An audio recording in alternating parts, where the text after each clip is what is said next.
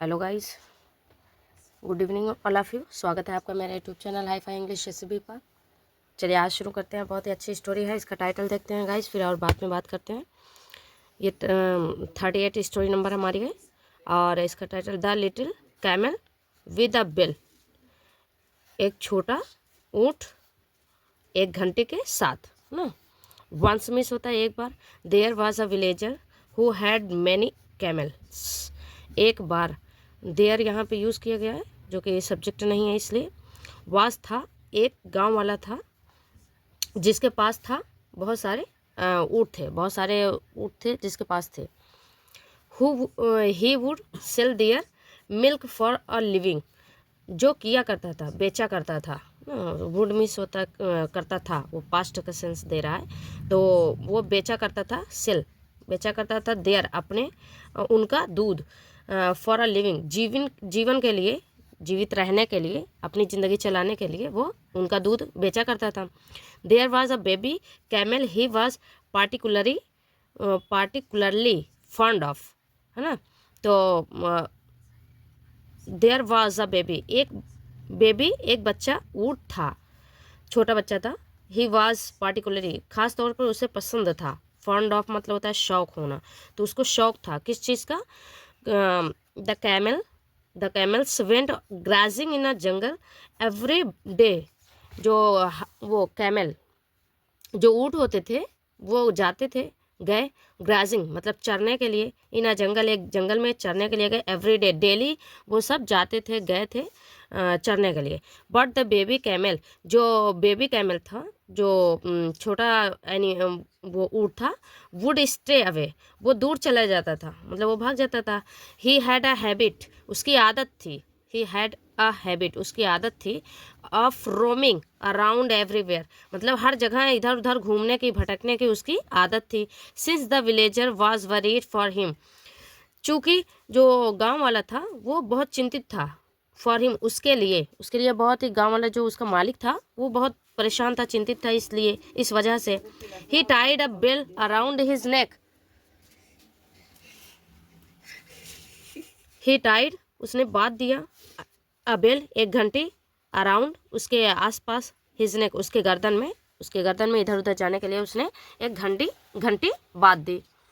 One day एक दिन the baby camel got lost, जो बेबी कैमल था, छोटा ऊँट था, वो खो गया। वंडरिंग इन द जंगल मतलब जंगल में भटकते हुए। ये वंडरिंग में मतलब होता है भटकना, इधर उधर घूमना। तो जंगल में भटकते हुए ही रीच्ड, वह पहुंचा द लॉयंस डेन, शेर की गुफा में, शेर की माद तक वह पहुंच गया। अब उसके बाद आगे देखो क्या दिया गया है। But the lion was sleeping, जो शेर था वो सो रहा था।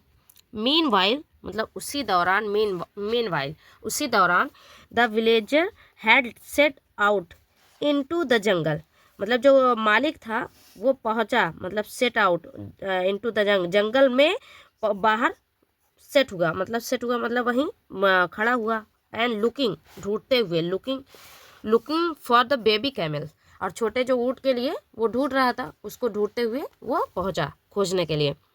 लुकिंग फॉर मतलब होता है खोजना, ढूंढना। He listen to the bell jiggling, he listen to the jungle,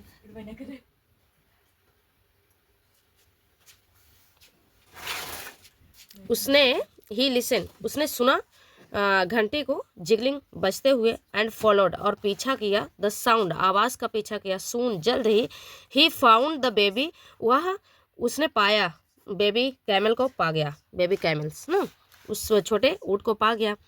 near the Dane, माद के पास उसने पाया। अब उसके बाद सेट कर लेते हैं गाइस, फिर पढ़ते हैं। द विलेजर मालिक जो था, जो गांव वाला मालिक था उसका, क्वाइटली पिक्ड अप हिम, चुपचाप से उसको उठाया। एंड रश्ड बैक होम, और घर की तरफ वापस दौड़ता हुआ भाग आया। ऑन रिटर्निंग होम, घर पर वापस होने पर, मतलब घर के वापसी पर।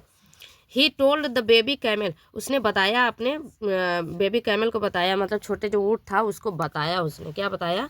Be with your elders were ever you go, जब कभी तुम कहीं जाओ, तो बड़ों के साथ रहो, ये पूरा स्टेटमेंट है ना। ये देखो यहाँ कॉमा लगा हुआ है, तो बी मिस रहो विद योर एल्डर्स, अपने बड़ों के साथ रहो, वर एवर जब कभी तुम जाओ, यू गो है ना, यू गो तुम जाओ।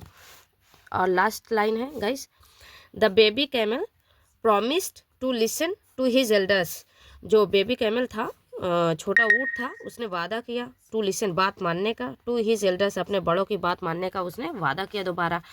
अब ये गाइस हमारी फिनिश हो रही स्टोरी, और मिलते हैं नेक्स्ट वीडियो में, और तब तक के लिए बाय बाय। और please subscribe my channels and like करें, शेयर करें।